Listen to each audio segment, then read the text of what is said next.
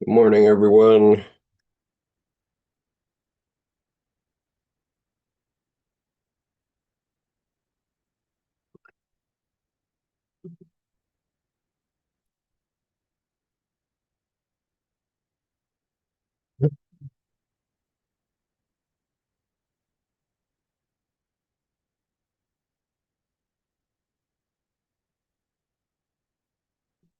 How is everyone today? Hi, Art. Nice to see you today.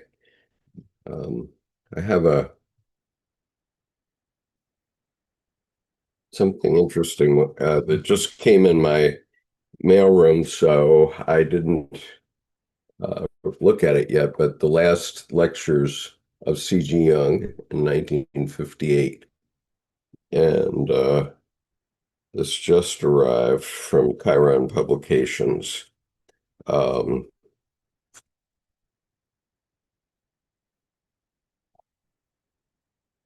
and have to decide what to do with it. Hi, Nicholas. Nice to see you today. Um, still the same room, Nicholas. uh, I have the same background anyway. Um, let's see what we're going to do here. Uh, if anyone would like to join me, uh, let me. I'm going to take a moment here to find my joining information so that I can invite you to join me on the live stream here. Um, and let's see.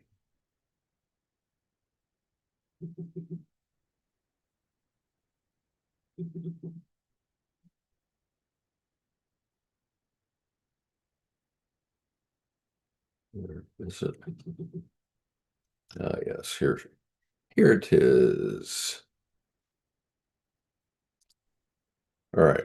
So this is the link you need uh, to join me on the live stream. I guess you don't need the webinar number if you're here already. I'm going to put it right here.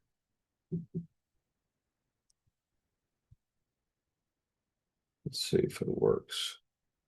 Okay, that seems to have come out. So there you can see the webinar address and the uh, the password if you want to join me, plus the webinar. I guess that's not separated by a space, but anyway, this password is just the 6 numbers there. And so if you would like to join me, um, that would be great. I'd love to see you here on here with me. So today I'm going to read an essay and talk about an essay by George, maybe George Rasche. And let me see his background here.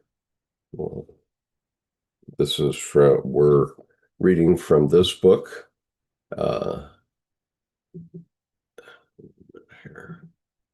Jung's right book for our time, Searching for Soul Under Postmodern Conditions, uh, edited by Mary Stein and Thomas Arst, Volume 2. And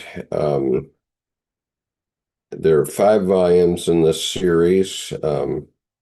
You can get them all. Okay, so I'm going to pronounce it George because I don't. George. I can't pronounce it in German. Sorry. Doctor of Medicine, Jungian analyst trained in Berlin and Zurich, um, and psychiatrist for children, private practice in Berlin. Vice president of the German Jungian Association, DGAP, and former vice president of IAAP. Also a trained musician, he published many papers and some books about politics, mythology, music, sand play therapy, and analytical psychology, and is in the board of some journals.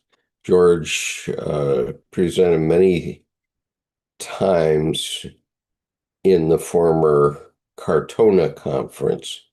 He is teaching in Central European countries like Poland and Ukraine, training analysts for IAAP, and was honored for his engagement for people's reconciliation in Poland by the Polish president with the Golden Cross of Merit. He gives concert lectures all over the world. He is married and has 3 adult children. His latest book, Europe's Many Souls, Exploring Cultural Complexes and Identities, uh, published by Spring in 2016. Okay, so that is the author of this essay that we're going to talk about today. And let me line this up so I can see what's going on. Okay, so on Salomé and the Emancipation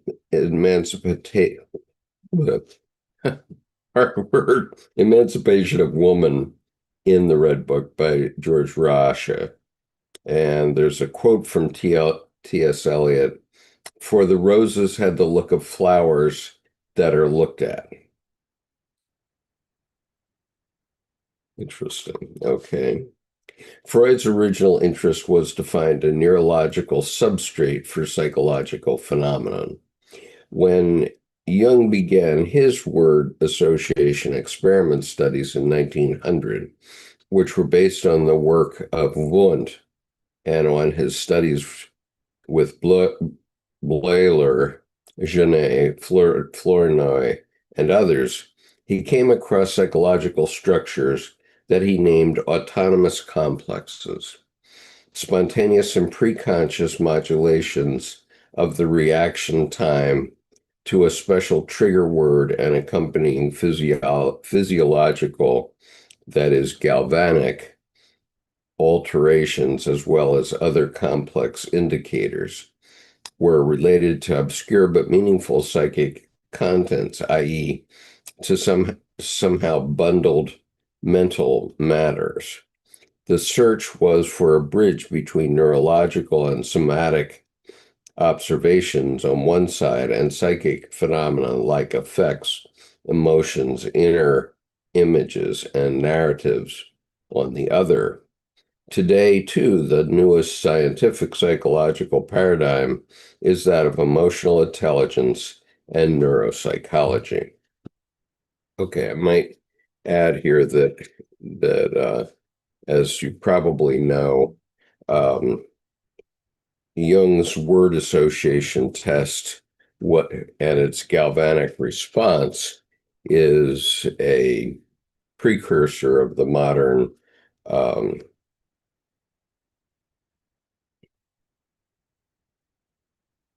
lie detector test, lie detector machine. And although it's not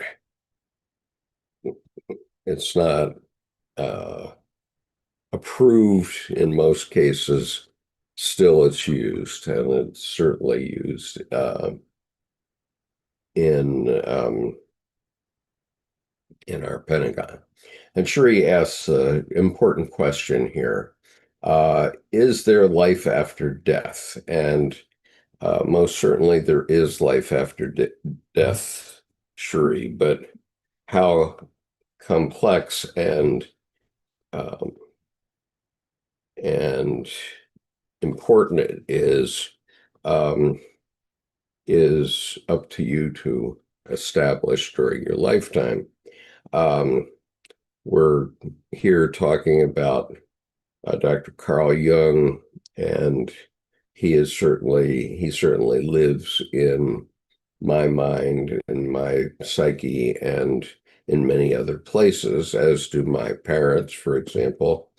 I found that when my parents died, and my brother died, nothing changed except that I couldn't talk to them anymore. But in terms of the significance of their lives to me, um, nothing changed.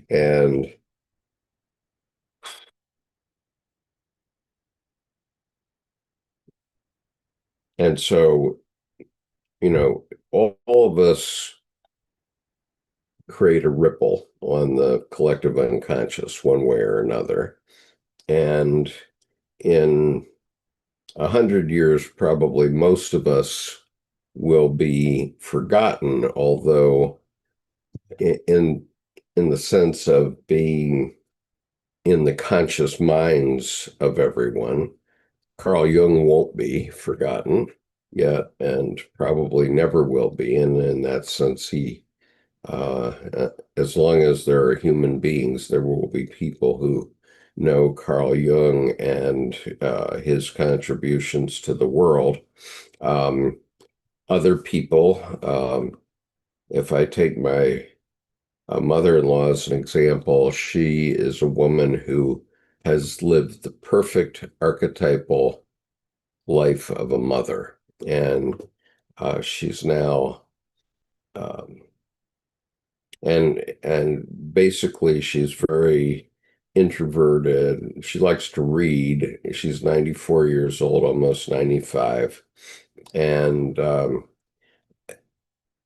if she had her druthers, good chance she'd she wish she left no ripples on the on the planet. However, she did leave two children, and uh, both of them have made big contributions to the world. For example, her son used to work for the National Institute of Standards and Technology, and he ground the mirror which corrected the vision of the Hubble Space Telescope. So in that sense, he and his work will influence our thinking about uh, astronomy probably forever, even though, he was, a machine operator, basically. He operated a very delicate grinding machine that ground that mirror. And, but he won the civilian equivalent of the Bronze Star um, for that work at NIST. And so he will be immortal for that reason. My wife, on the other hand, uh, Deborah McLaughlin, is a very active Buddhist practitioner, and she affects the lives of many every week. She's done research mainly into um, artificial intelligence and how that affects um, us. And she's recently written this article, which is basically uh, urging us that as we teach artificial intelligence, we teach it in a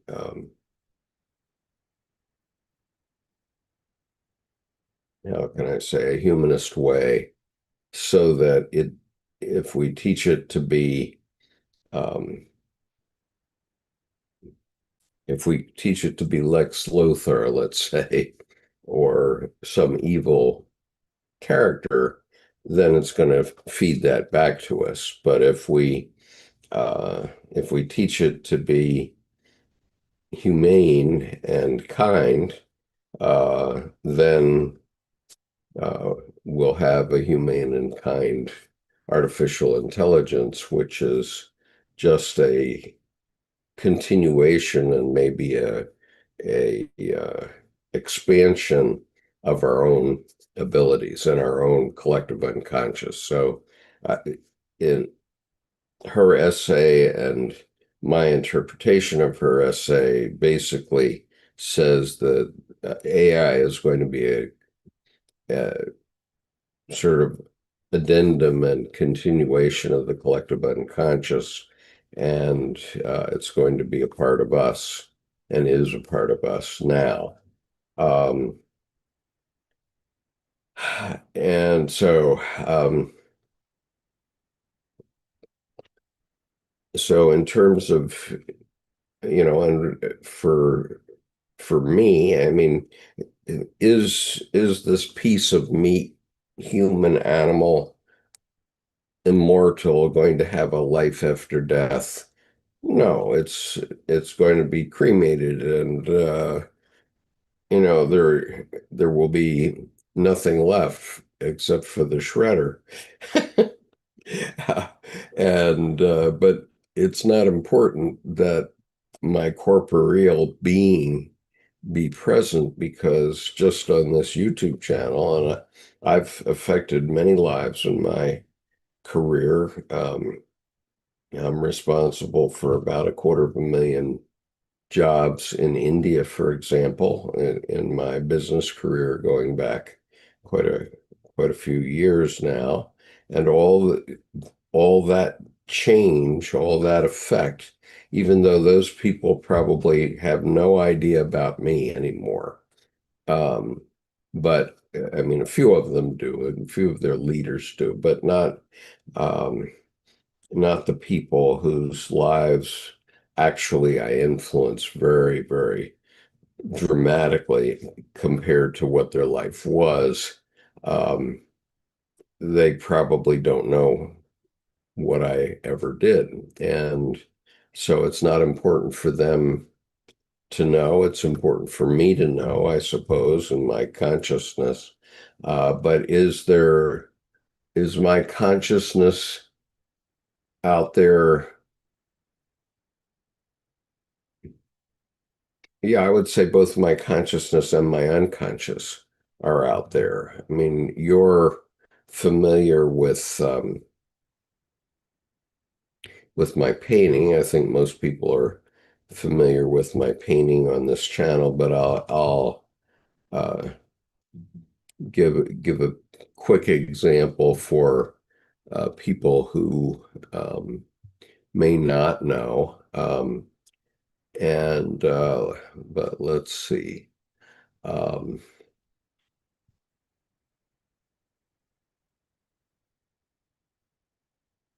uh, let's see somewhere here.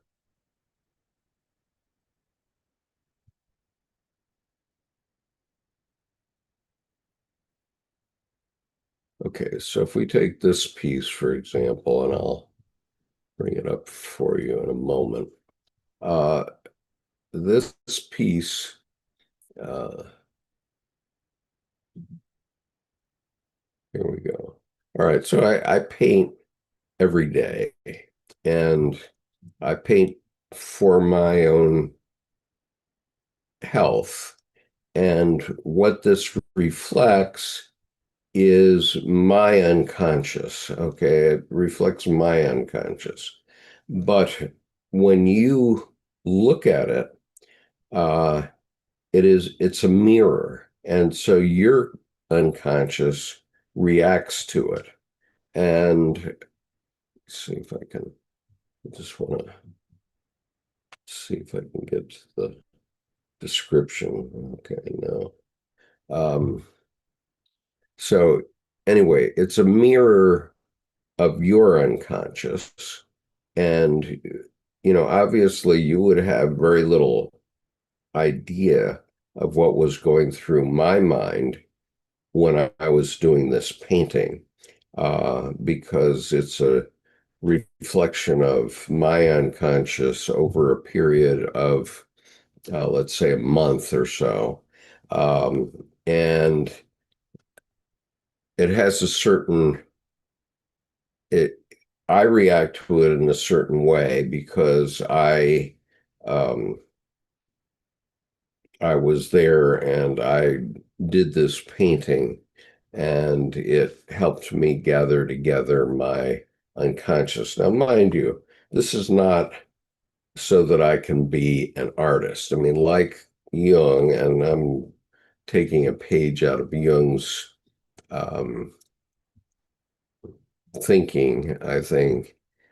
He did not want to see himself as an artist. He wanted to see what came up for him. And what came up for him as an artist is something that is much more um, objective, I would say, than my work. And I'm simply following Colleen Kibert. I'm following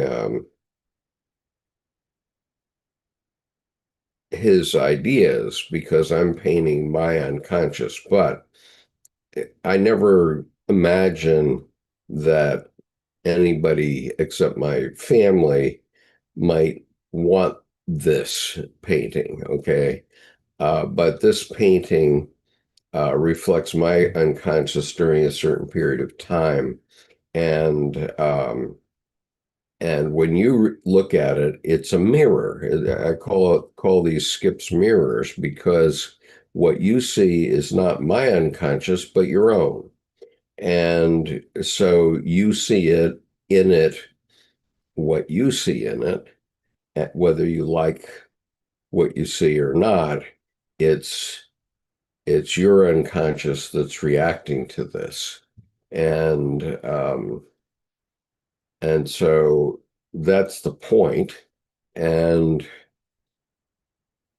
so anyway, I what I'm trying to do in my morning work is get deeper into my own unconscious and to comprehend things even more deeply than I have to date. And so that's what that's about. And so anyway, let's see. Sherry says, who was Michel de Nostradam of the Renaissance? Uh, December 1550 to 1566, French astronomer and seer, 1547, whose work consisted of rhymed quatrains, each set of a hundred called a century. Uh, well, I think you've answered the question, uh, Cherie. What we call him Nostradamus in English. What Nostradamus produced was um, something that his unconscious told him about the future. And um, we can't possibly know how he arrived at his quatrains, but we can know how we react to them. And so many people have reacted to them as prophecies for the future. And one can very easily take from his verses whatever you want. It's because he's reflecting in his quatrains what is in your unconscious. And so I would not say that Nostradamus could predict the future. And the only way he did predict the future is by um, reflecting what you see now, we're now, whatever, 400 years past him. Um, what you take from his work that suggests a prophecy, but not he couldn't predict the future any more than anybody else could, any more than um, Elijah could when he wrote his Old Testament book.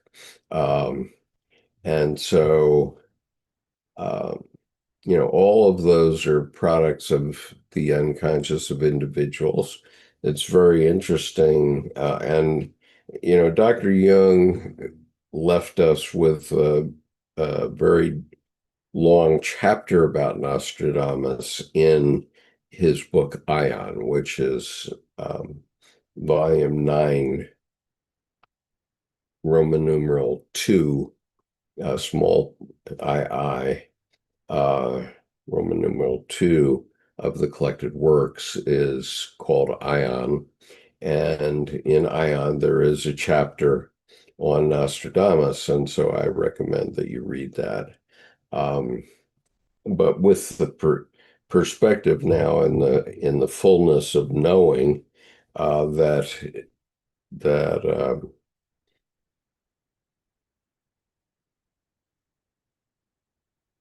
Nostradamus was writing in his quatrains what was in his unconscious at that point in time. And, to the extent that he has predicted things that have come now, I think that he basically hooked into the round of life and therefore simply applied the round of life onto future dates. And others have picked up on it and think that he could predict the future, which he certainly could not have. I mean, because prophets use historical context to prophesy. Okay, and my wife and I are currently reading a couple of books that are very, very profound, and I urge everyone to read them. The first one is The Golden Road by William Dalrymple, and it's how ancient India transformed the world. Well, yes, it did. And so, what ancient Indians did in their time is still living with us um, in the collective unconscious, because uh, in this book we have things like we have things like the Barabador, which is or Angkor Wat. Here's Angkor Wat. Uh, I'm going to turn off my cloaking for a moment. Let's see here. Just a minute.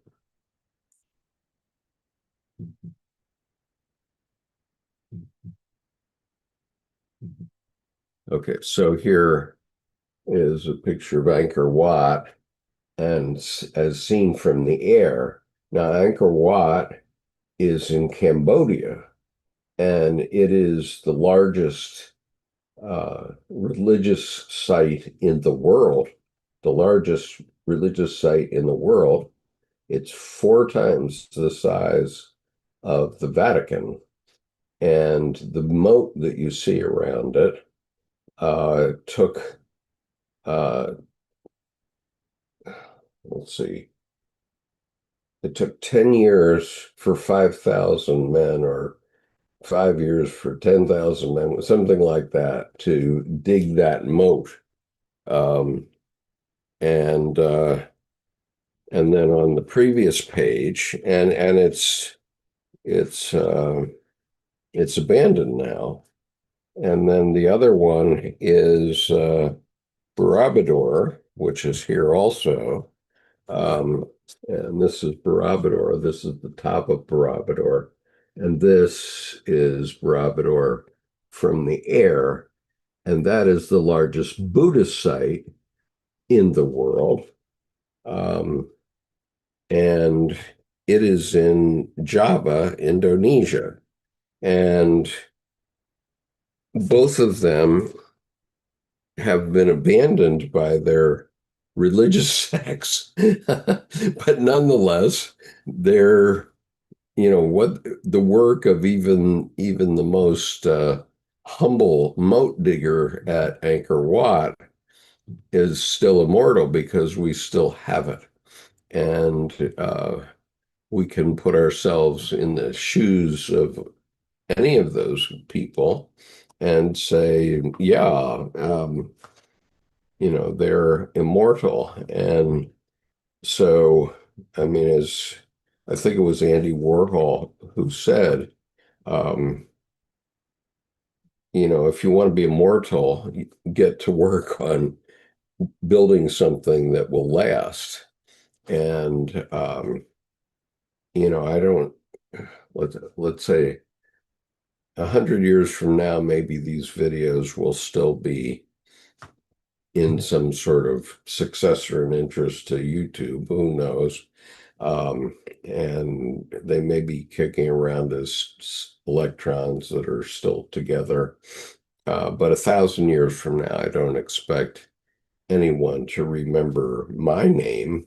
And yet, all the people that I touch with these videos now, all of those people um, take ripples out of my work here, which will affect their lives, affect your lives as you listen, and move down through the centuries.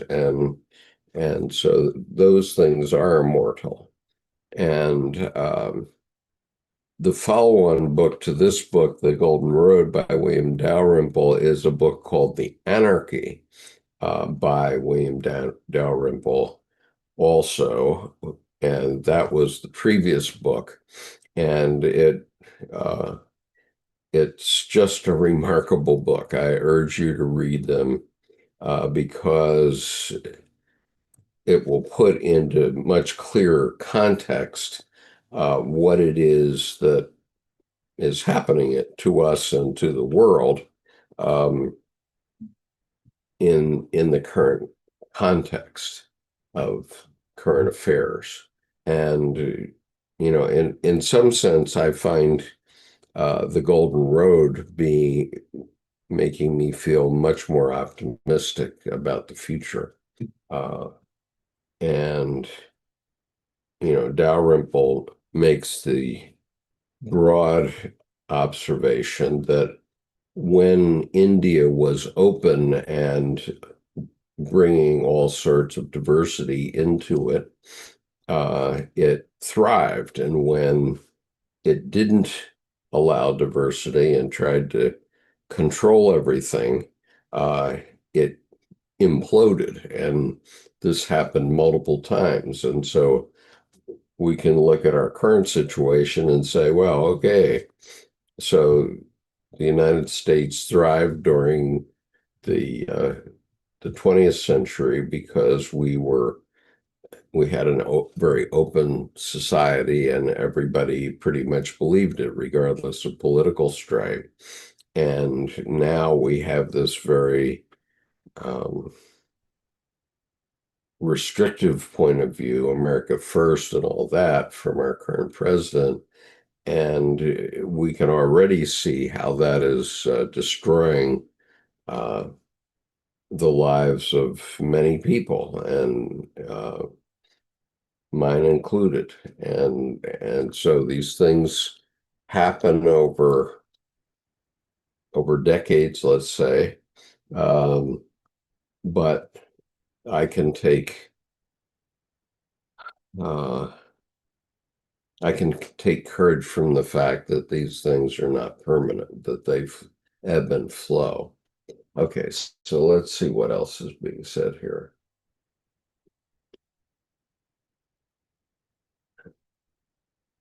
And okay, so Sheree asked who created the Mayan calendar. I have no idea, but the calendar was known pretty much in all parts of the world from more than 3,000 years ago, more like probably 6,000 years ago.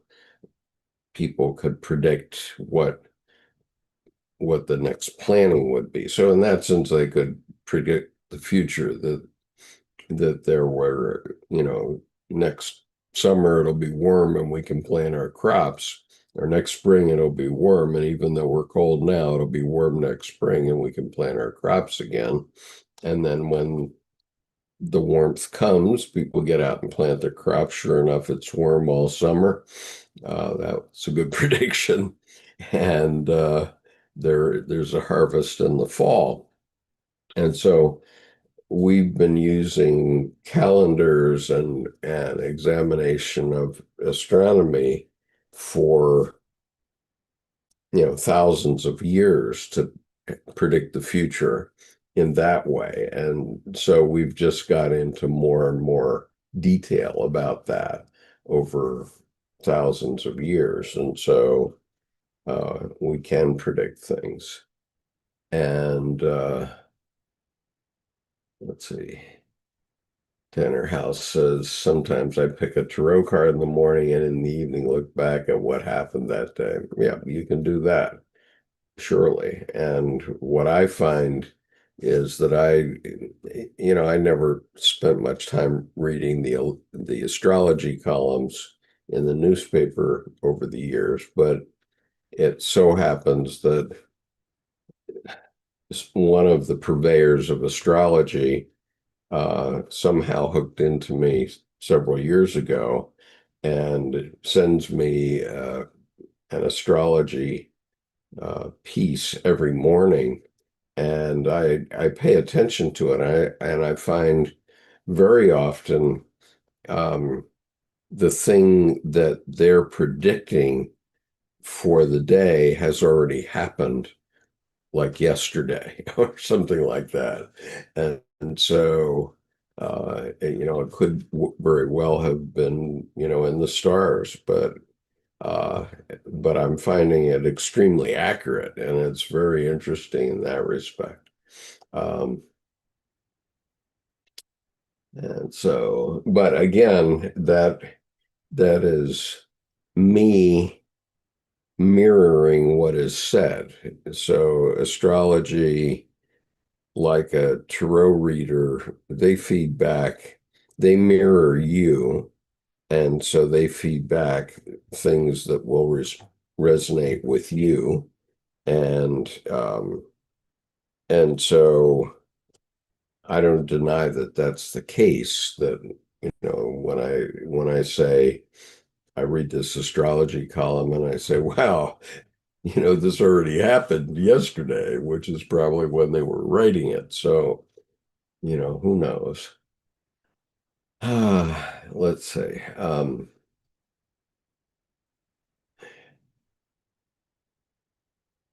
So Michaela says, I live in a place Nostradamus used to pass through to get herbs in Bordeaux.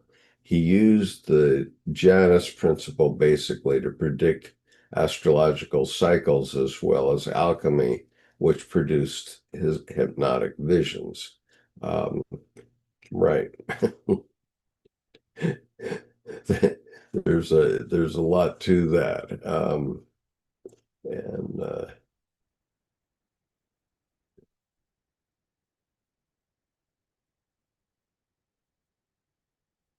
Yeah, Cherie asks about the new archaeological findings in the Amazon. Those I have not seen. Um, and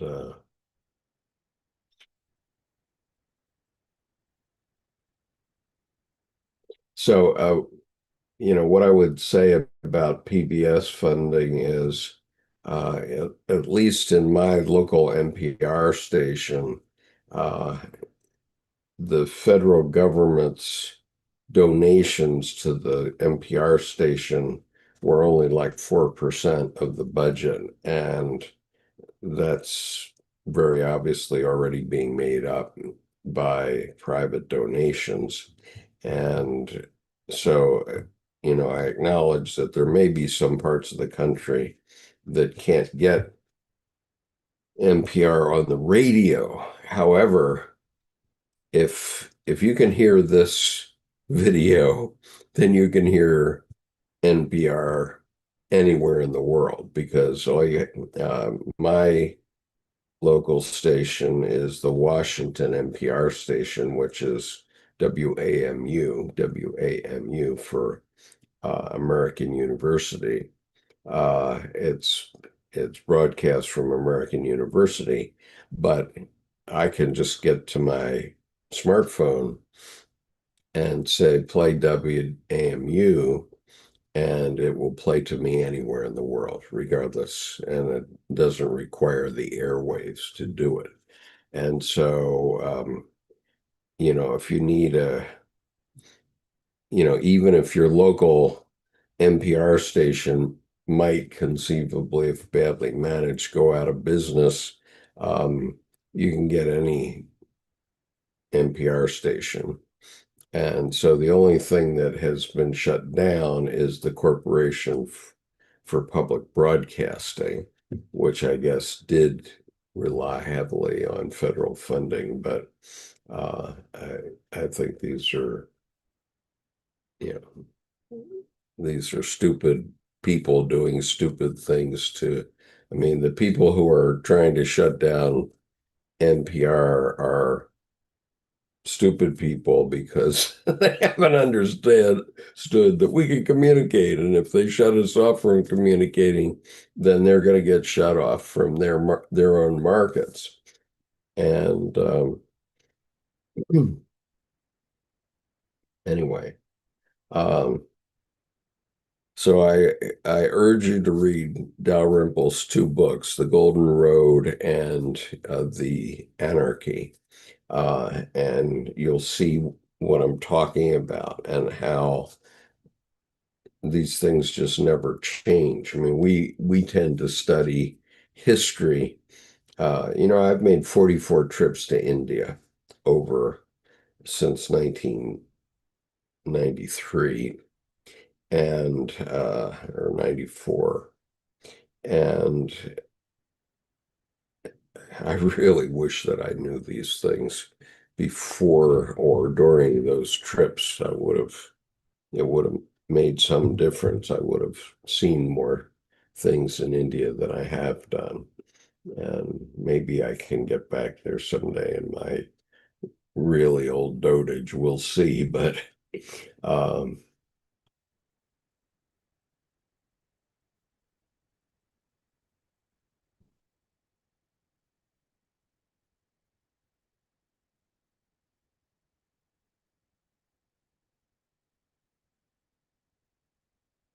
yeah, Tanner House observes incorrectly that nobody can stop our increasing interdependency and communication. And we need it. I mean, now markets depend on it. I mean, Hosni Mubarak, the former president of Egypt, when the Arab Spring took place, he thought he could shut it down by just closing down the internet. And oh, by the way, uh, bakers couldn't order the ingredients for bread. and, and so he had to open it back up. And when he opened it back up, information gets across the world. And so uh, yeah, and Tanner House says the Mundi will outsmart those Neanderthals. LOL. Yep. Um, and so yes, I agree with that. Um,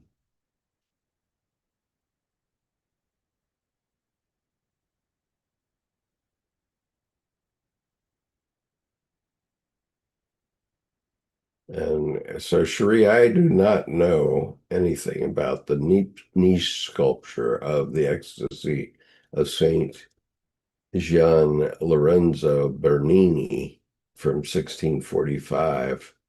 Uh, I have no idea what that's about. And it seems you may have learned about it from NPR, and that's great. But, you know, we can't all know everything. So I don't claim to know that.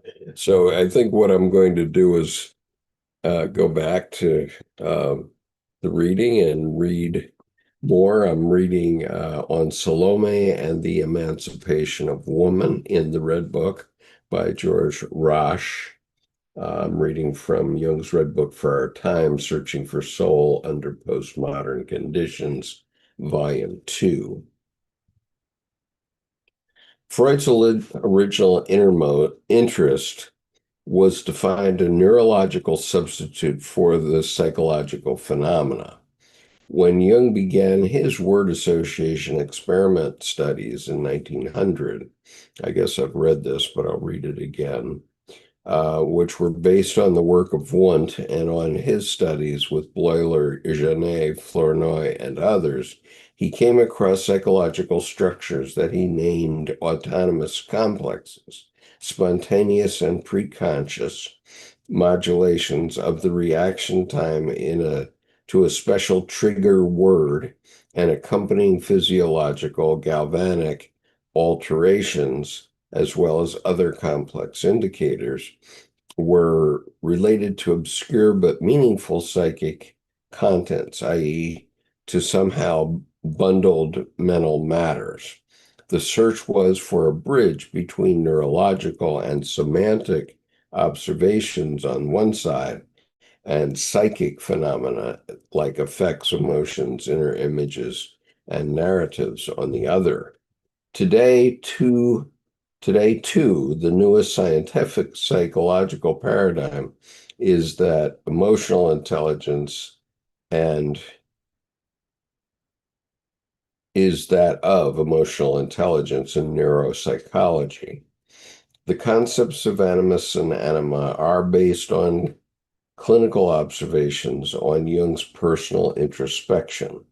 The discovery, or shall we say the creation, of these two archetypal phenomena of the mind happened more than 100 years ago in Jung's self-experiment, which resulted in his Red Book. In 1913, he began with a technique of conscious daydreaming, which he later called active imagination. Jung's conviction can be described as that there is no understanding about the psychic, but only inside the psyche. Consequently, the diary of this experiment looks more like an artistic elaboration of fantasies and philosophical reflections than a modern objective scientific report. Jung wanted to go back to the holistic medieval view where the inner world and the outer world were much more connected than in our own time. Nevertheless, in developing his technique of active imagination, he discovered a method that was absolutely modern and similar to the view in modern physics, that the observer has an impact on the observed object and that there is no objective reality. The elements of his psyche seem to be affected by the observation. They changed their appearance and attitudes when he addressed them. As in quantum physics, he was dealing with a changing object that was affected by the observer. The volatile and scintillating autonomous phenomena of the mind led Jung to the concepts of anima and animus. But this research was not just the result of scientific interest and curiosity. Jung was in a deep personal crisis in 1913. He and his group in Zurich split from and was excluded by Freud's psychoanalytic group in Vienna. His transference to Freud had collapsed, and he felt himself confronted with deep uncertainties about his future. He was also much concerned about the cultural and political situation in Europe in the years shortly before the eruption of World War I.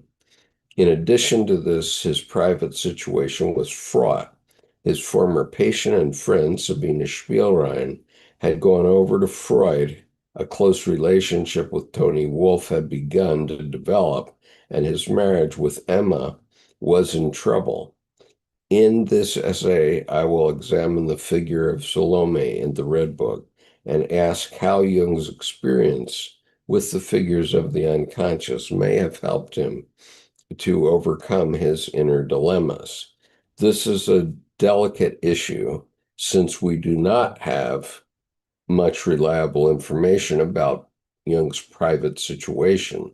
Above all, we should keep in mind that the figures in active imagination belong to the inner world and have their own reason for being. They behave like autonomous complexes, not only in the individual, but also in the collective unconscious. In a crucial moment in the Red Book, one of these figures says, "We are real and not symbols."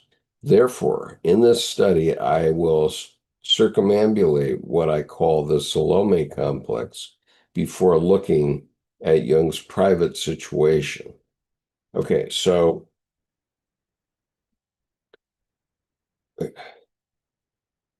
if you're following this YouTube channel, uh, you pretty much must realize that the psyche itself is real. Okay.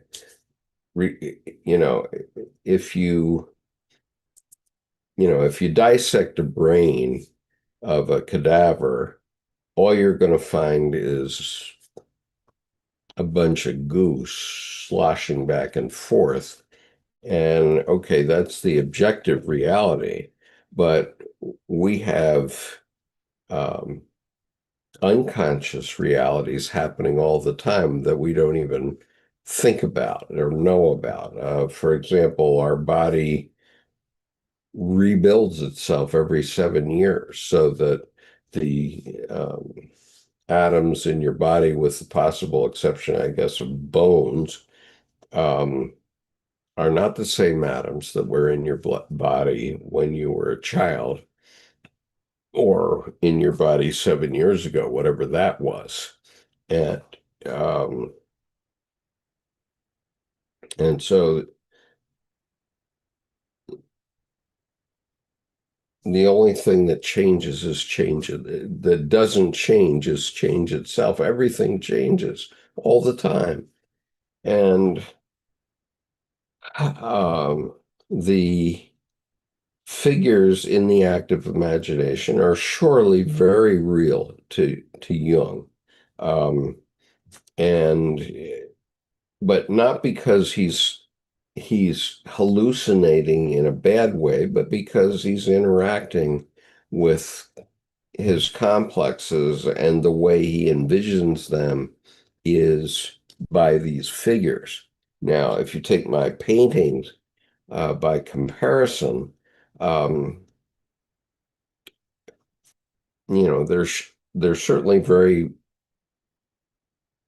significant to me, okay, because they represent the output of my unconscious. I simply sit every morning for about an hour and I let my unconscious tell me how to paint, what colors to use, where to put uh, the brush, and so forth. And um, if I go back to this topic again just for a moment, I mean, recently, within the last 2 weeks, I painted a portrait of my friend Tim Holmes, and I'll just show you this portrait, uh, and you don't have to know him, but he's a sculptor in Helena, Montana. So a I painted a image of him uh, that never existed in the real world. Okay, uh, because even the photograph I used for reference, uh, it shows me where his features are, but it doesn't look like this at all. And in fact, I embellished it because the mountains behind him represent Montana, but they weren't in the photograph. And if you look at this, you may or may not recognize Tim. I sent it to him, and he hasn't responded yet, so I don't think he's received it yet. But it's not important. It's not important whether he or I believe that this is a good likeness or not. And certainly, the aspect of Tim which is showing through in this portrait is not what he was showing in the photograph, not at all. Um, and but 100 years from now, someone could look at this painting and say, "Oh, this is what Tim looked like. Um, this is the man who did these sculptures that we find around the world now that are bronzes and will last 5,000 years or more." Um, so anyway, so is this a portrait of Tim? Yes. Is it, if it, is it, you know, strongly attached to the features of his face? Um, not so much. I mean, it represents a combination of all of my experience with Tim over several years, and and something between him and me. And um, I can't just say that you know I can't say this is Tim, but 100 years from now, anybody that looks at it will say, "Oh, this is what Tim Holmes looked like." Well, no, he never looked like that exactly. But the portrait rep is representation of a combination of things, including my relationship with Tim that's there. And the fact that I painted it has to do with that relationship too, obviously. Um, and so, whether it doesn't matter whether it's good or bad, it's a point in time, and now it's part of this video. And so you can decide whether it's important or not. Okay, so let me look at some of your responses here. Um,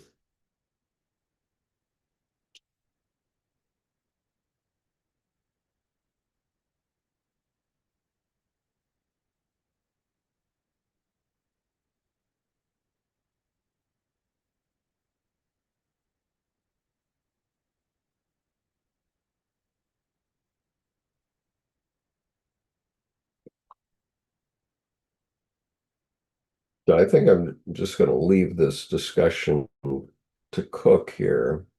St. Francis of Assisi.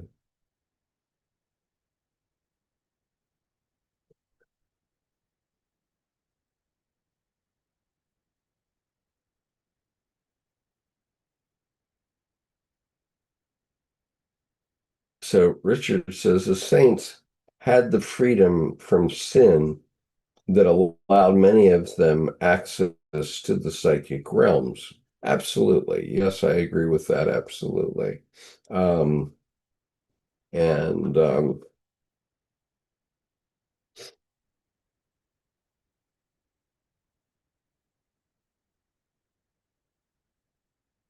as far as your comments on the portrait, when you see this image, and I tell you that it's my painting of Tim, um,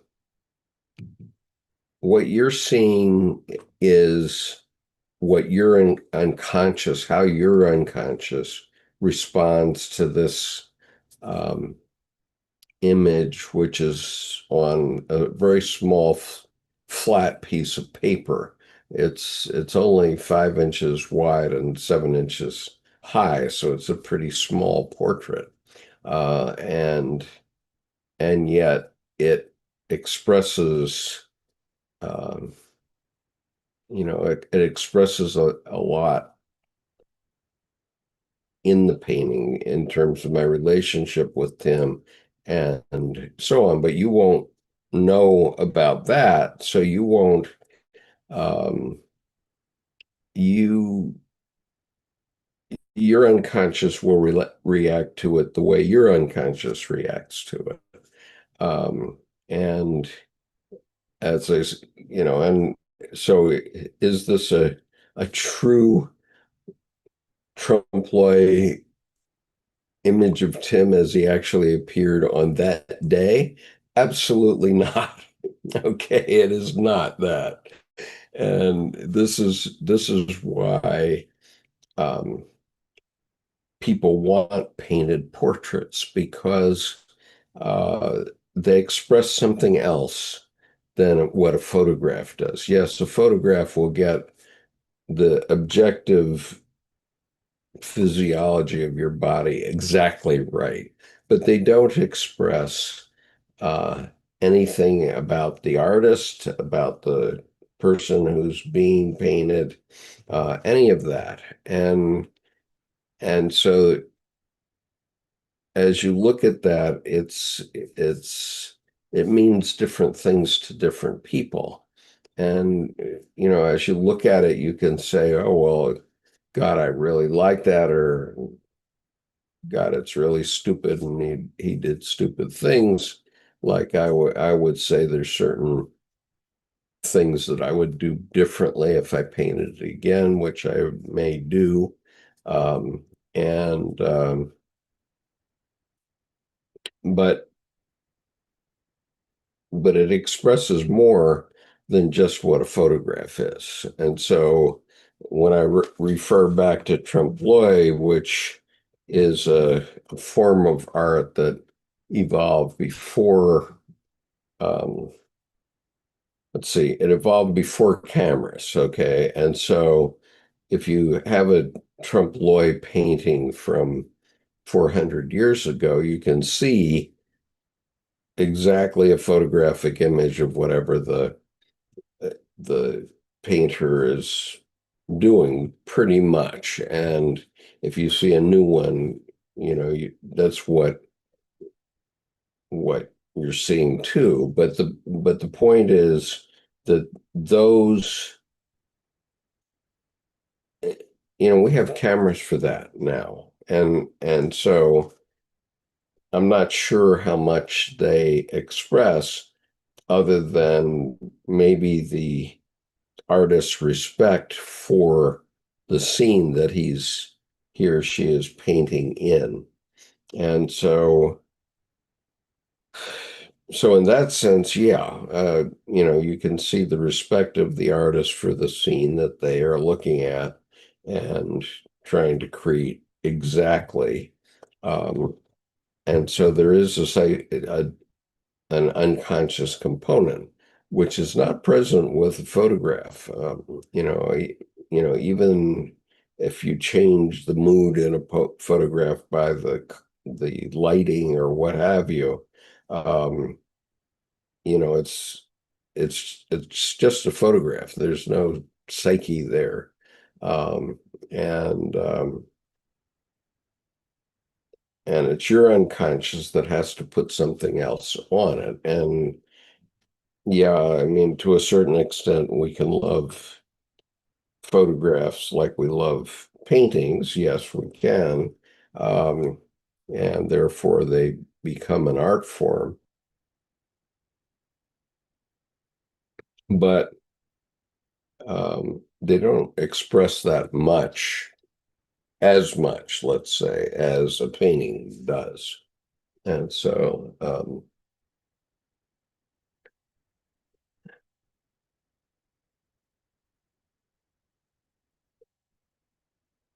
yeah, Richard says that painting says to me, a warm-hearted, friendly, and man with much wisdom of soul. Both all that is true, absolutely. Um, and Sherry's doing a class on Edgar Casey today. I have many books about him. He was born in March 18th, 1877, New Hopkinsville, Kentucky, and died January 3rd, 1945 in Virginia Beach, Virginia. He was, yes, Edgar Cayce was quite a guy, and his um, the site of his teaching place in Virginia Beach is literally across the beach road from the U.S. Navy Officers Beach at Virginia Beach. And so when I was growing up, on the occasions that my father was assigned in Norfolk, especially when I was in the sixth grade, um, I would go visit Casey's site, and we would learn about him. And that has all now, I understand, been converted to Atlantic University, and it's still working. And what was Edgar Cayce doing? Well, he was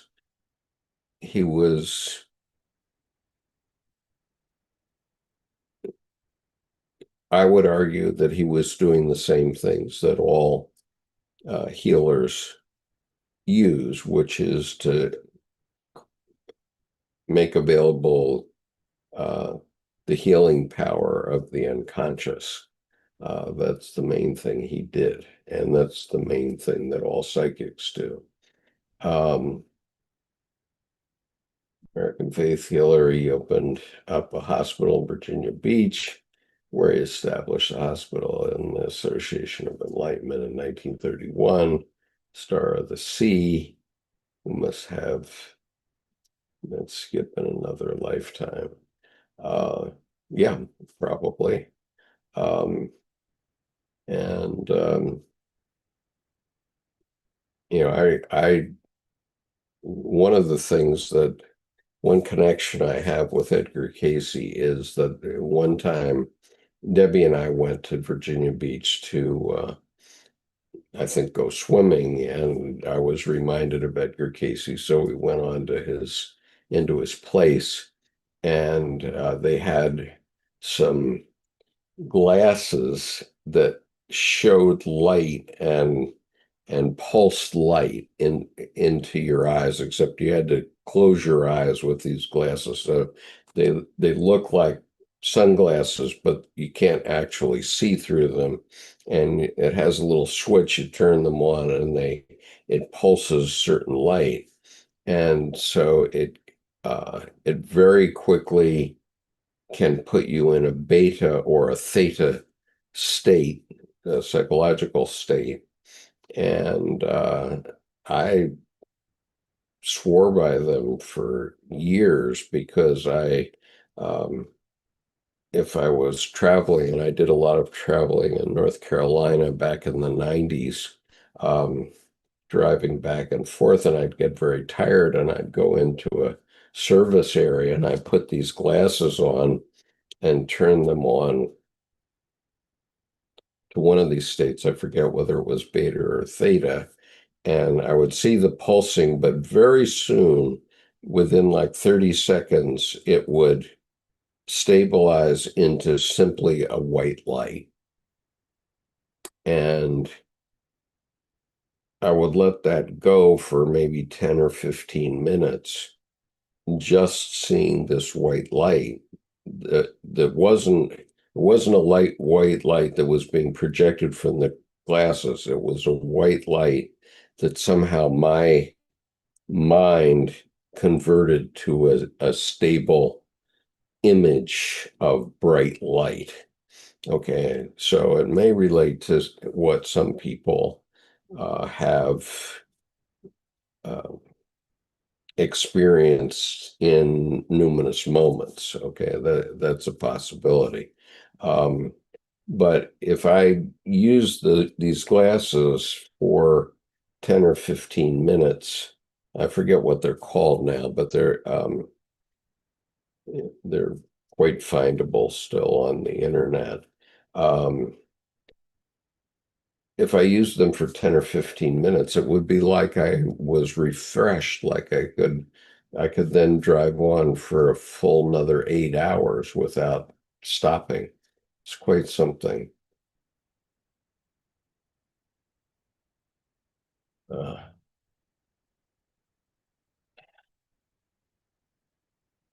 when I went with my parents as a child to get my brother returned from the U.S.S. Liberty, I was a child who had dreams, and I had convinced I knew Edgar Casey. That could be. I mean, that idea can be planted in your mind, uh, and Shri, I'm sorry.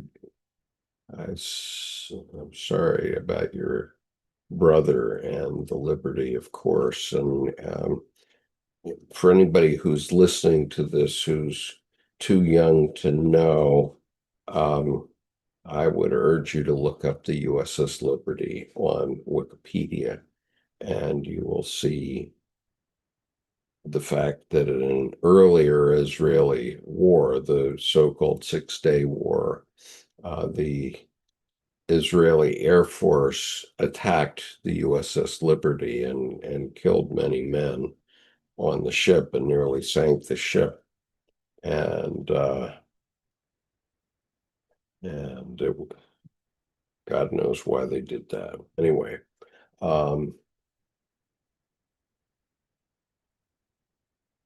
yeah,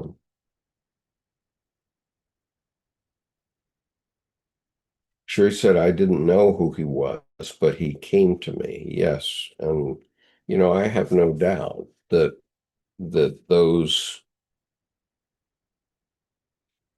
we can call them vibes or whatever, do exist around that area, around the Norfolk area, especially, and the Virginia Beach area, which is closely contiguous.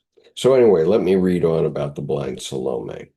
In December 1913, following upon a dream of killing an inner hero called Siegfried, and after experiencing a threatening vision of destructive flood rolling over Europe, Jung had a vision of Elijah and Salome.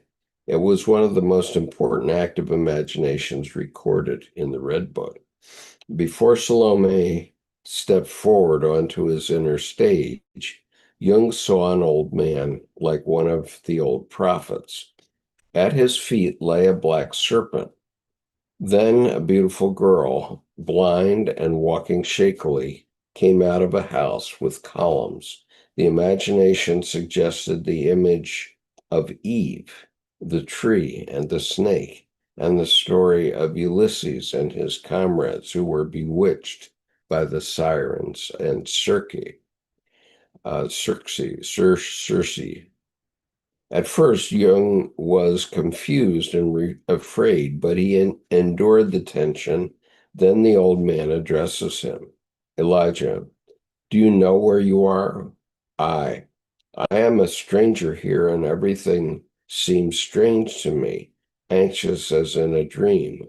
Who are you? I am Elijah, and this is my daughter Salome, the daughter of Herod, the bloodthirsty woman. Why do you judge so? You see that she is blind. She is my daughter and the daughter of the prophet. What miracle has united you? It is no miracle. It was so from the beginning. My wisdom and my daughter are one. I am shocked. I am incapable of grasping it.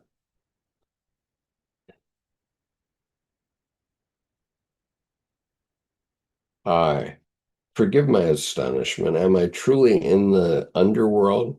And Salome, do you love me? This unforeseen question astonished Jung, who was obviously shaken by this whole bold approach. I, how can I love you? How do you come to this question? I am only one thing. You are Salome, a tiger. Your hands are stained with the blood of the Holy One. How should I love you? Salome, you will love me. We may ask how such mythological scenery could find its way into Jung's unconscious imagination. Obviously, Jung had in mind the legend of John the Baptist, who was imprisoned by King Herod. Herod's stepdaughter, Salome, danced for him, and she asked for the head of John as a reward.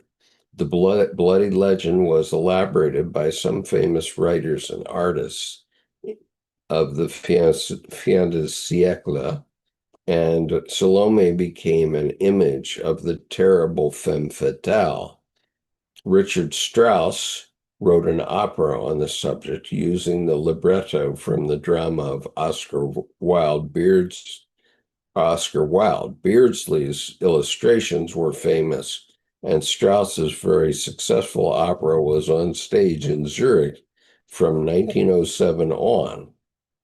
Some phrases of Jung's imagination are so close to Wilde's text that one must suppose he had seen the opera.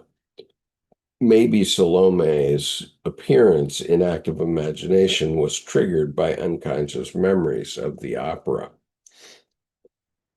Later on, Jung writes, doubt tears me apart. It is all so unreal, and yet a part of my longing remains behind. Will I come again? Salome loves me. Do I love her?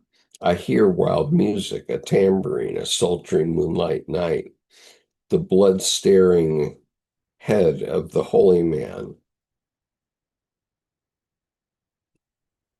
the bloody staring head of the holy man.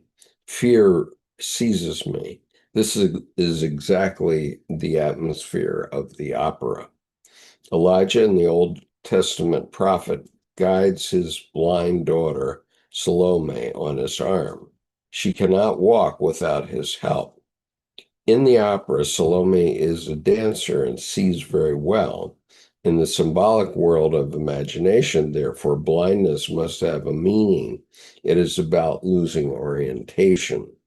Jung says in the commentary of his active imagination that Salome is pleasure. Pleasure is blind. It does not foresee, but desires what it touches.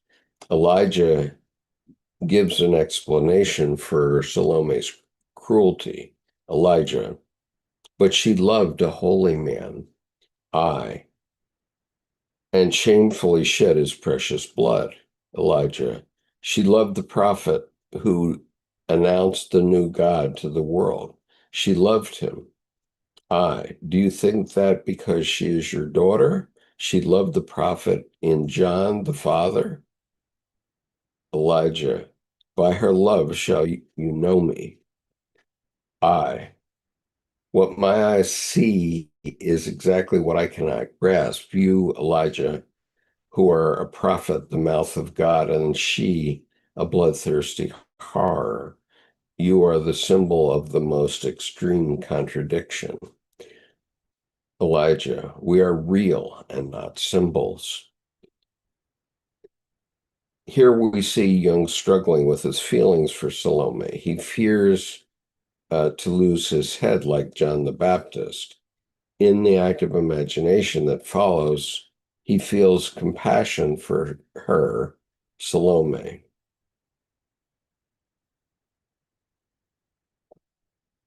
Salome calls herself his sister and tells him that Maria is their mother. There follows the quote mystery scene unquote, when Jung feels himself to be painfully crucified and wound around by a big serpent who presses him like a python. Blood streams down from his body to his feet. Then Salome says, "You are Christ." And immediately she gets back her sight. "I see light," she cries out. Salome's blindness is healed, and she can see again. It is remarkable to read and to imagine how Jung developed a dialogue with such images, persons of the unconscious, and how they changed and were transformed during his active imaginations. It is as if these characters knew more and different things than the creator. If we relate Salomé's blindness to Jung's unconscious attitudes, we may suppose that Jung was unaware about his real feelings regarding Salomé. Whatever or whoever Salomé was for him in his private life in 1913, his Salomé complex was obviously about fear of the female, about fear of love and dependency. We may be reminded of his struggle with Sabrina Spielrein, his former patient, of her healing from psychotic blindness and her loving attachment to her doctor that continued after the end of therapy in 1905. According to my first tentative interpretation, it is as if the Salome of Jung's imagination came to life through a process of unconscious reflection about his relationship with women. In 1913, the women, especially important for Jung, were his wife, Emma, his assistant, Tony Wolfe, and Lou Andreas Salome. My interpretation is supported by later scenes in the Red Book. In Liber Secundus, a slim and pale girl asked Jung, "Do you love me?" And Jung answers, "By God, I love you, but unfortunately, I'm already married." As the girl disappears, she says, just turn the page. I bring you greeting from Salome. Many further episodes later, Elijah and Salome appear again. Elijah leads Salome, the seeing one, by the hand. She blushes and lowers her eyes while lovingly batting her eyelids.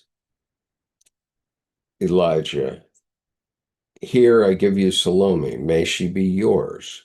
I, for God's sake, what should I do with Salome? I am already married and we are not among the Turks. Elijah, who, you helpless man, you ponderous, how ponderous you are. In this not, is this not a beautiful girl? Is her healing not your doing?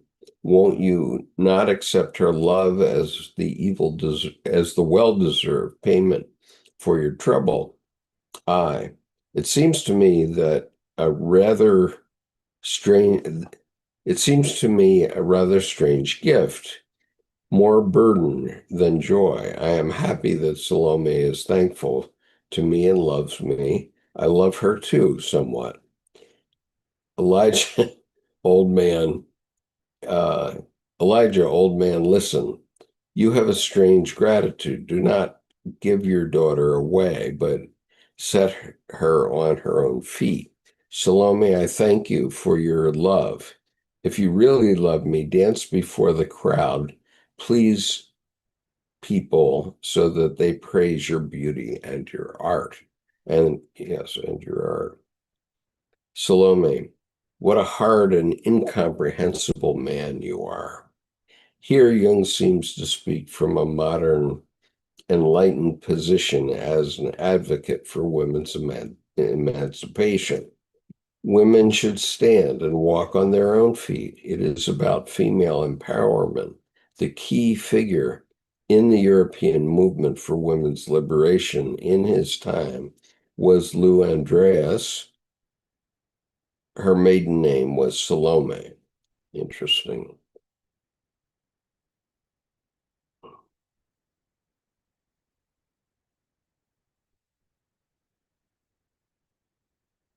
And here in the text, there's a very famous picture of Lou Andreas Salome with Paul Ree and Friedrich Nietzsche, which was taken in 1982. And I'll just turn off my cloaking for a minute. so that you can see it. So there, the three of them are Lou Salome carrying a whip, and the two men obviously intended to be dragging a cart with Lou Salome on it, and she has a whip and has something else in her other hand. What is that? Can't tell. It might be another little whip. So anyway, it's that. Okay.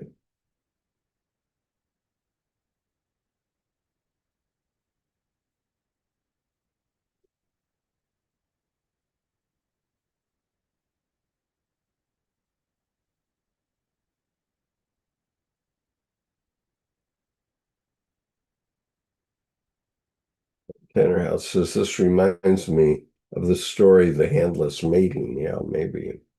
And Archifanes has had a similar experience to you, Cherie, slightly jarring in hindsight. Salome was evil incarnated. Cherie, The Defense of Pornography, James Hillman, 1992, Howl in the Wilderness. Hillman's keynote address of archetypal psychology in 1992. Rasche Casper says, how does Jung equate desire with a twisted soul as Salome? I don't think he equates them. They simply are there. Um,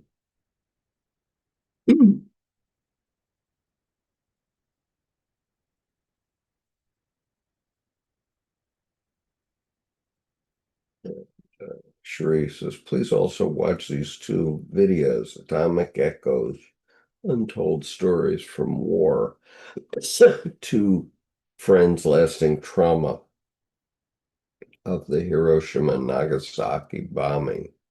Uh,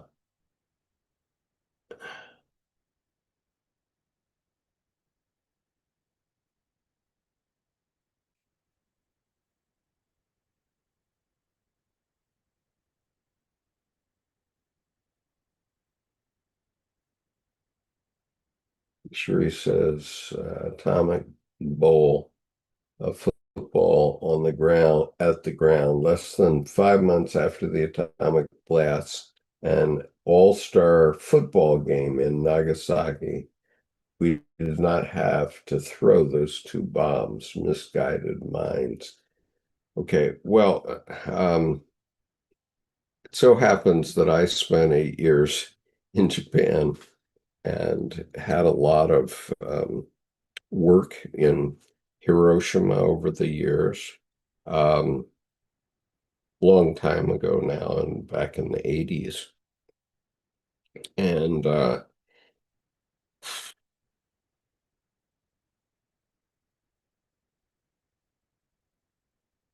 what to say? The people of Hiroshima, when you meet them, are the most welcoming in Japan. They're the most friendly in Japan. They, the only thing that they ask you is, have you visited our Peace Museum? Um, they want you to go to a museum that's in the city, and of course I have done that a couple of times because my hosts wanted to host me, and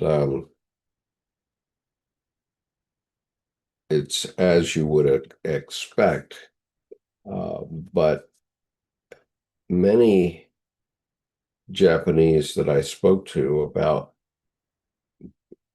bombing um, said that they're glad that it happened because, notwithstanding the fact that 100,000 people were killed, the U.S. was on the verge of an invasion of the mainland of Japan. Okay, after the Battle of Okinawa in World War II, the U.S. alternative was to actually physically invade mainland Japan, Honshu, Shikoku, Kyushu, and Hokkaido, but mainly Honshu.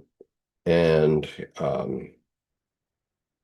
they were preparing young kids, including girls, to fight off the Americans with spears. They were so, I mean, without leaving the atomic bomb aside, the Japanese had thrown everything into the war, and there were no men really left. And so there were young girls, 15 years old, I was told, who were trained to use spears to fight off Americans landing on the beach. And the expected death toll was about 1 million people. And the Japanese thought that's what was going to happen. And so their perspective was that the atomic bomb cut this short and prevented the deaths of all those people. Um, I could only recount what I know from my own experience about that, and so you can take it or leave it. Um,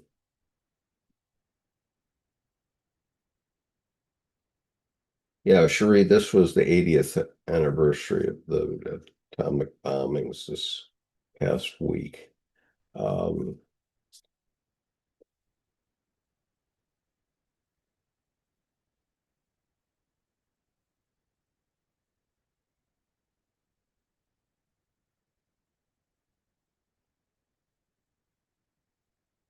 and Richard says maybe Jung was into bondage and degradation secretly. Well, maybe we all are at some level. Uh, who knows? That's a pure conjecture, and yeah, maybe.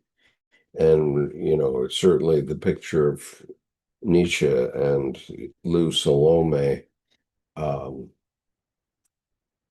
is the same thing. And she was the girlfriend of Rilke. Uh, and again, there were overtones of S&M with them. So maybe that's in all of us. And Sheree says, who was it that lied, Truman or the Dulles brothers? I don't know. I can only tell you what average people knew in the 1980s based on their own experiences. And Tanner House says they wanted liberation from the oppressive oligarchs. No kidding. That's that's exactly what was going on. And Deborah says Nietzsche was a weirdo, but still insightful. Yes, he actually, as my understanding is that he had syphilis, so he was in this insane asylum because of that, and maybe because his sister didn't like him or didn't want him out in public. Um, okay, so let me read on then. Um, see how much further this essay goes.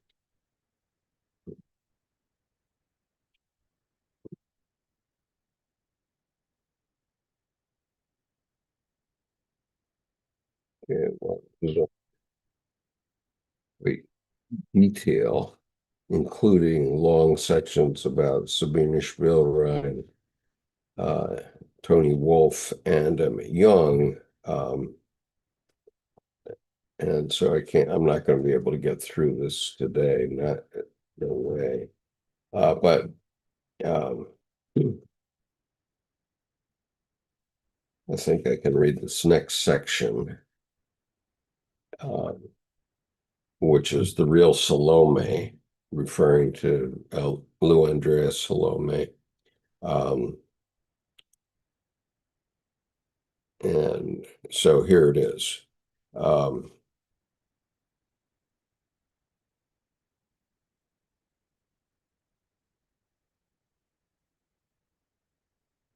James Hillman, commenting on Jung's crisis and the visions of 1913, wrote, "This happened shortly after the break with Freud, so much so that Stanley Levy has suggested that the Salome in the vision is none other than a disguised Lou Andreas Salome, and the Elijah is none other than Freud."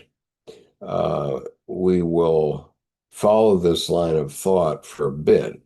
Since Louis Andreas Salome was an early exponent of women's emancipation, Louis Andreas Salome, born 1861, died 1937, and Jung knew each other presumably already before the psychoanalytic conference of Weimar in 1911, when they appear near each other in the famous photograph of the pioneers of psychoanalysis.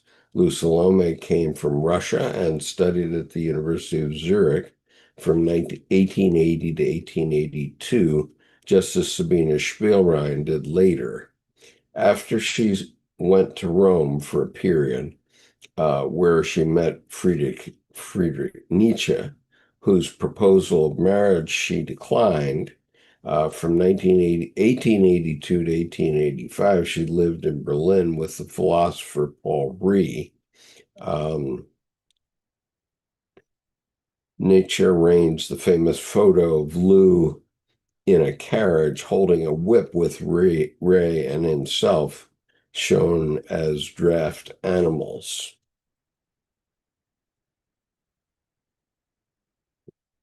In 1885, Lou Salome married the Orientalist Friedrich Karl Andreas with the contractual stipulation not to have sex in the marriage. Her romantic and sexual relationship with Rainer Maria Rilke began in 1886. He admired her study, Nietzsche, which was later regarded by Anna Freud to be an anticipation of psychoanalysis. In in 1885, Andreas Salome wrote a novel about women's emancipation titled Finitschka of Debauchery, which reflected her own issues. Can a married woman remain herself? Does love make women weak and dependent? And what is the role of men if women do not need to be saved any longer? In 1911, I think a lot of men are still struggling with that idea. Um, and we may have to struggle back through it again, considering who's leading our country at the moment.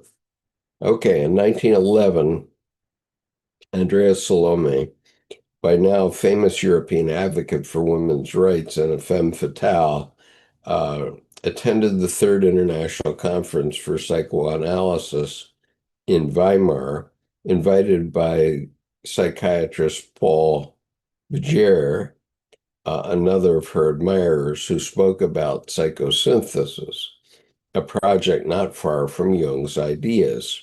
On the famous photograph of the conference, she sits in the center of the front row.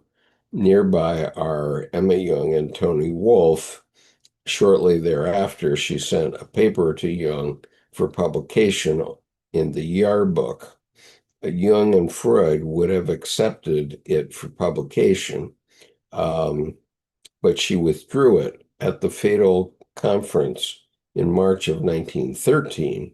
Lou was in the party of Freud, something she became hostile toward. Somehow she became hostile toward Jung, even if she also later supported Jungian positions. If the Salome of the Red Book stands for Lou, Then Elijah stands for Freud. Salome is blind, and Elijah calls himself her father. The blind, uh, parentheses, equals ignorant, naive, close parentheses, daughter of the old Jewish prophet. This could make sense. In his active imagination, Jung surprisingly heals Salome from her blindness. Interestingly, Jung's vision is the opposite of Freud's preferred myth about the blind Oedipus and his sighted daughter Antigone. For Jung, it is about healing the young woman. In Freud's story, it is about a blind old man and his beloved daughter. It may be that Jung knew that Freud had analyzed his daughter, Anna, in 1910 because of her fears and compulsory masturbation. The vision of Jung's active imagination by 1913 may be triggered by the scintillating femme fatale, Lou Andreas Salome.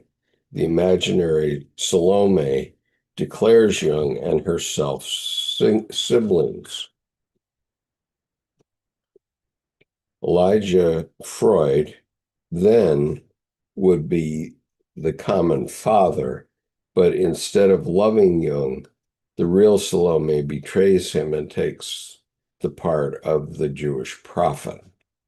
Okay, so lots of intrigues going on between all these people in those days, and obviously they would have influenced the active imaginations. Now, it so happens, I believe I have a copy of this Weimar conference if I can find it.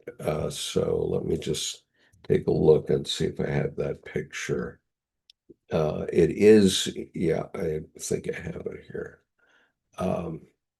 It is in Man and His Symbols. All right, so here's the full picture. And this is in 1911. Share with you. Okay, and so Louis Andreas Salome is here. And this woman is Dr. Hinkle, who was a leading woman in psychiatry in San Francisco and who translated symbols of the libido into psychology of the unconscious in 1915. And this is Emma Jung. I'm not sure about who this woman is, but this is Tony Wolfe here, and who managed to get at this thing. And this is the nun, Maria Meltzer, whose voice Jung was hearing saying that what he was doing in the Red Book was art. Okay, so that's the full picture. Now I think I have a let's see. I think I have a different version of it.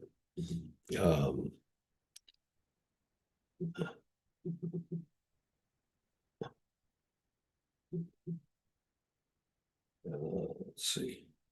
So we can share this different version.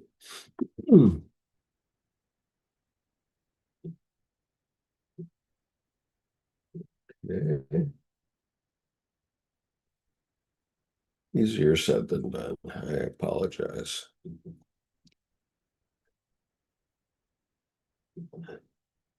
All right, here we go.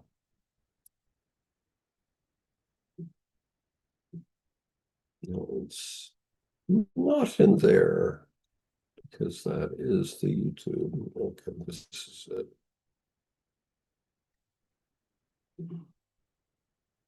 Okay, this is the other version of the same thing,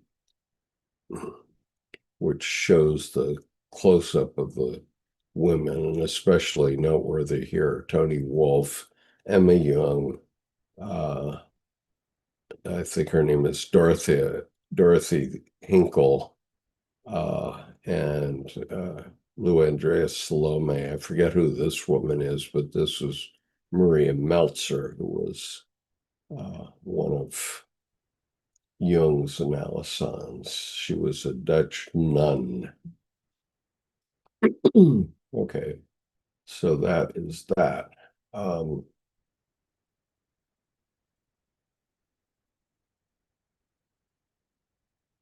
okay, let me.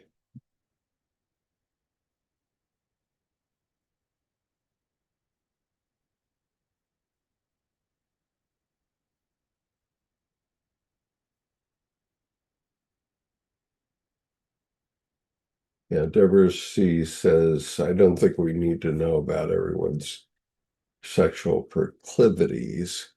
Uh, Fair enough. What's this?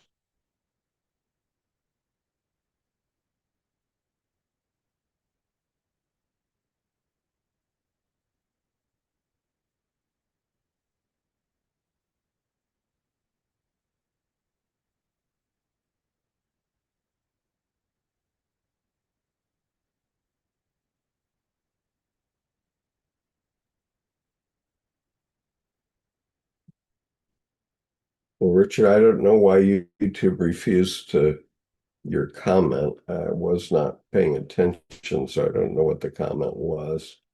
And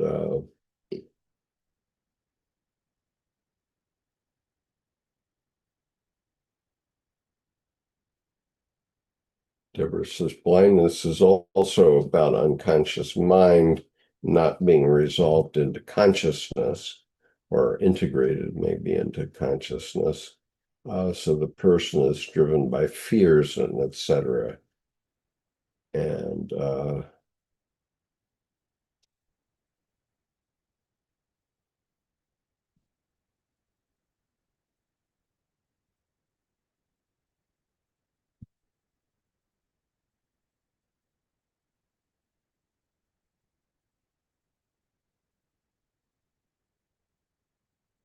so Richard claims that the Nag Hammadi scriptures are from a different Jesus, very common name in that era, and they are so fragmented they make no sense.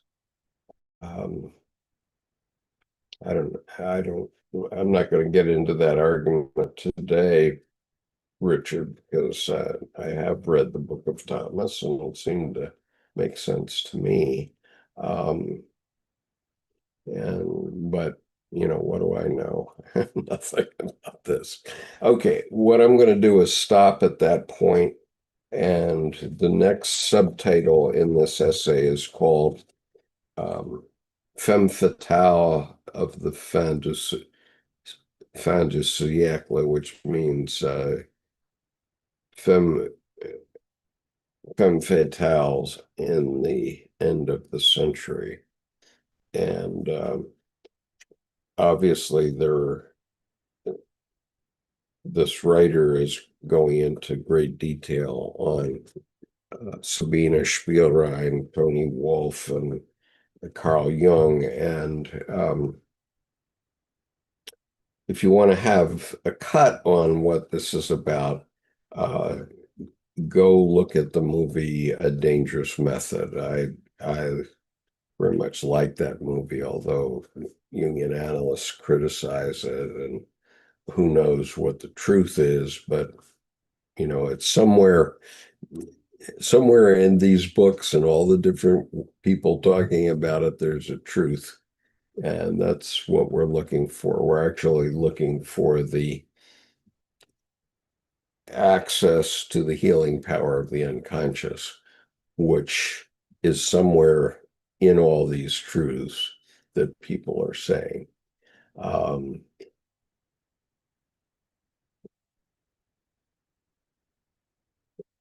sure, he says we are all Palestinians. Amen.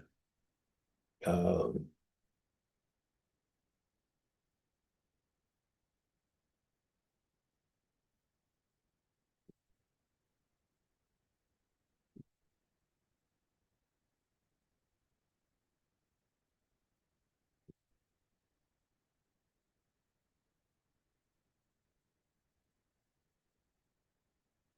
So Shri is asking, what does the word esoteric mean? Um,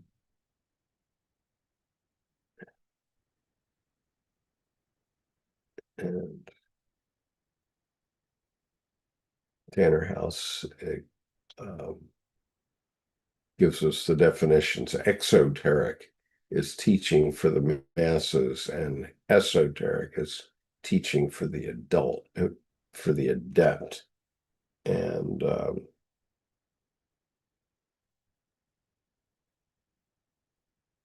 the adept refers to those who understand the uses and abuses of the mystery, I think, which, fundamentally comes back to this very fundamental idea that Lawrence Jaffe put together, which was that the whole purpose of Jungian psychology is to um, provide access to the healing power of the unconscious. And so that's something that we do here every week. Um, and our discussions in some way help all of us, including me, um, find our way to where not just so that our troubles can be resolved in our psyche, I guess. And this is an ongoing process. It's never ending during your lifetime. And so if these discussions provide some insights, and I hope they do, then so much the better. That's my objective. Um,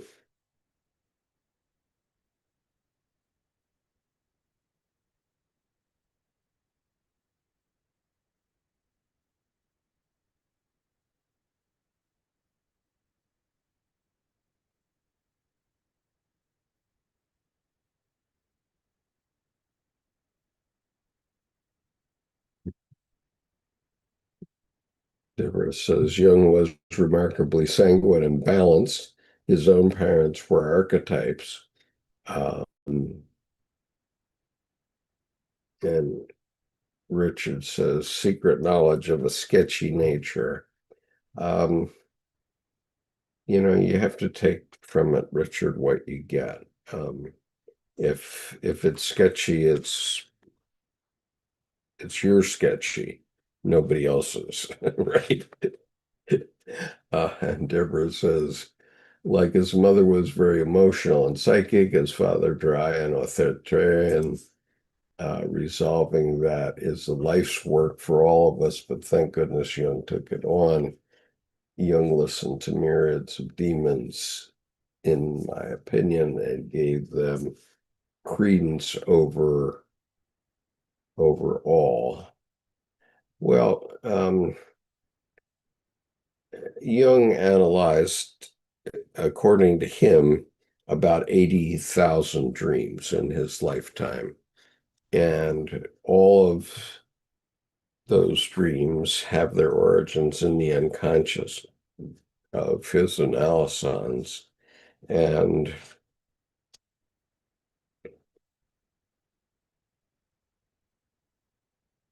and what does the uh, analyst do but uh, help people understand what their dreams and what's in their psyche is trying to tell them.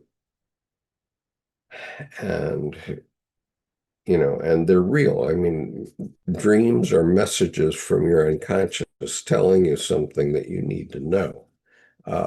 And you either accept them and figure out what they're trying to tell you, or you don't accept them. And I can't judge one way or the other.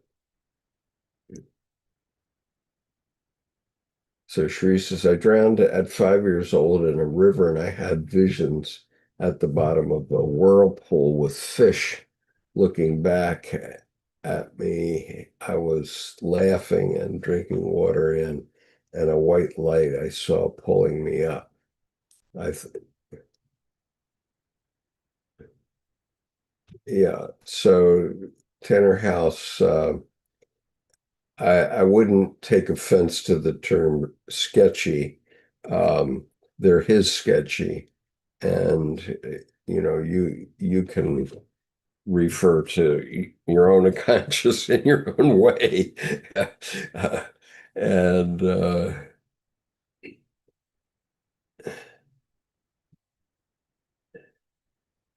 yeah, I didn't think so. Richard says, I'm not diminishing Jung's work, and it's helped me to see things in proper perspective. Yeah. And that, by the way, that is my reason for encouraging everyone to look at this book, The Golden Road by William Dow Whipple, and its predecessor, also by Dalrymple, which is called The Anarchy. Uh, he has a lot of very important and interesting information in these two books.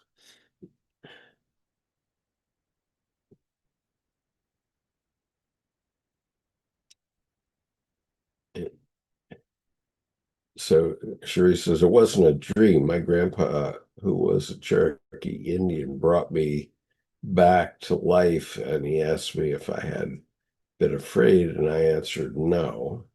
Um, Never forget that experience. And,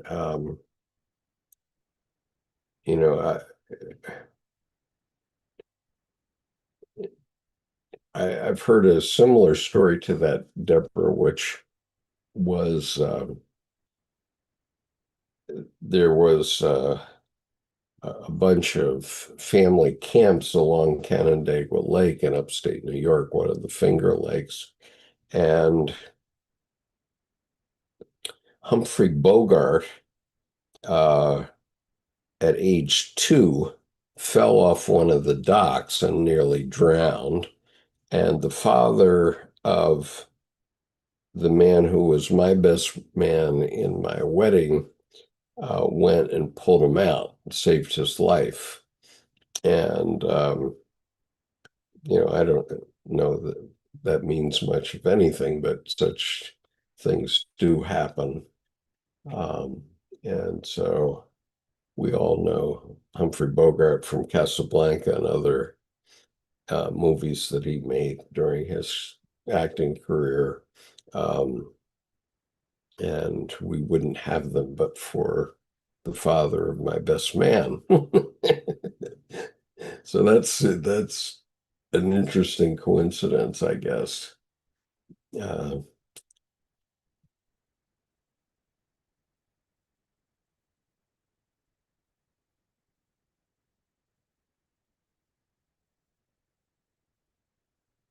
Deborah says, I'm finding it easier to laugh at absurdities of life, and that makes the demons take a less prominent, to say the least. I like that's what Chaplin did with Hitler. He laughed at him. We can also laugh and at ourselves and at our president as well.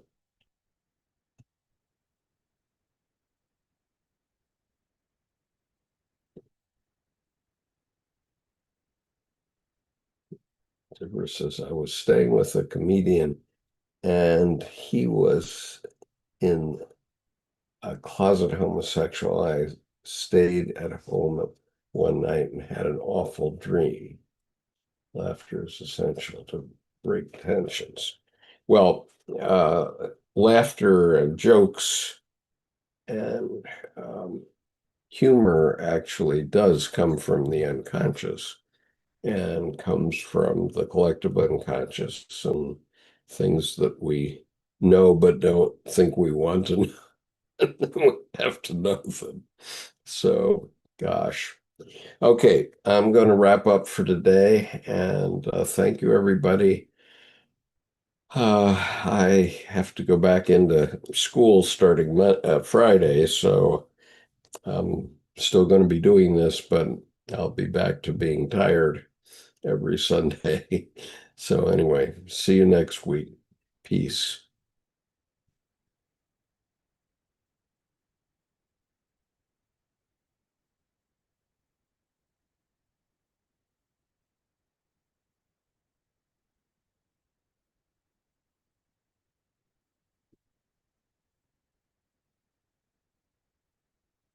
Deborah says, and I got up and went to stay with other friends that night, and this gay guy threw a brick in the window, kicked the door, and was brandishing a knife.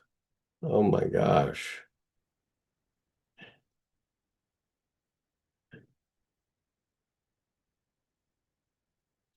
Yeah, I don't think you were insane, and I'm trying to.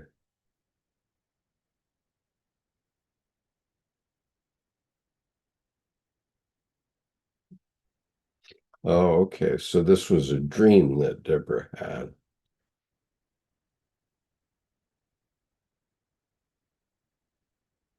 Yeah, you're definitely not insane, Sheree. uh,